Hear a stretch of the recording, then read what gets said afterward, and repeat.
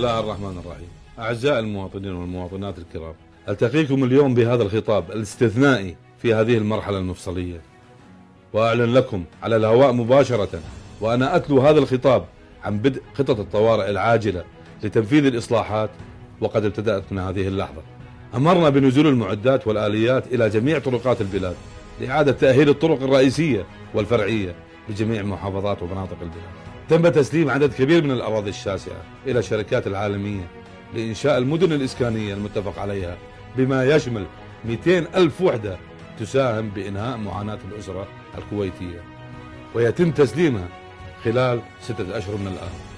ومنذ هذه اللحظة ستشاهدون فرق حماية المستهلك تجوب الأسواق بمناوبات على مدار الساعة لضبط الأسعار وإعادتها إلى المستوى الحقيقي. تهيئة جميع الطرق والأماكن العامة لذوي الاحتياجات الخاصة، وإنشاء مراكز متخصصة لهذه الفئة بجميع مؤسسات الدولة. الإعلان عن أرباح الصناديق السيادية عند نهاية كل سنة مالية، وأمرنا بتوزيع هذه الأرباح على المواطنين. نحن نؤمن بأن الثروة الوطنية يجب أن تعود بالفائدة على جميع المواطنين. وبموازاة ذلك فتحنا موارد اقتصادية رديفة وبديلة عن النفط، وهي القطاع السياحي والقطاع الصناعة، لتكون بديلا ناجحا يوفر الوظائف والفرص الاستثمارية ويعود بالفائدة على الاقتصاد المحلي.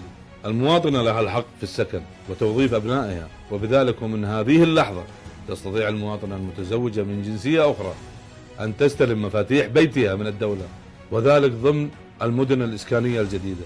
افتتحنا عدد 5 جامعات حكومية تعمل وفق أحدث المعايير العالمية لتزويد سوق العمل بالكفاءات الوطنية المؤهلة للعمل.